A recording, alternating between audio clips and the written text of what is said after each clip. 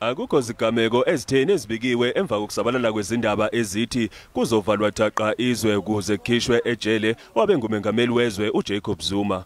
Ukugwema izigameko zokuzidapela izitolo nasemabhizinisini okwabonakala ngesikhathi kunezibhelu, amaphoyisa eGauteng athi kulokhu ami ngomumo. We are more than ready.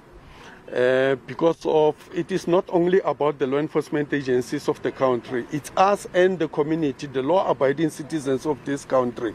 We are together against the faceless people who are driving this agenda. And surely those who are driving this agenda, they are not more than us. Ujobelela ngokuthi yonke imininingwane abayitholayo imqoka. You see, we do have intelligence of which I'm not at liberty to can talk about it, but over and above that, we don't want to take anything lightly. Whether somebody is sending fake news or whatever, we should not sit on our laurel and then we dismiss it as if it won't happen. What if it happens? Nomnyango wezokuphepha komphakathi esifundazweni usho kufanayo.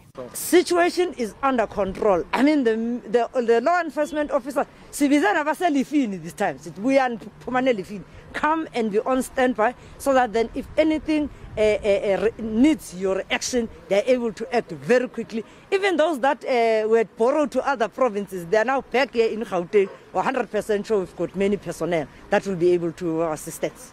Izindabeni ze-SABC ngingonqubeko Nzimande.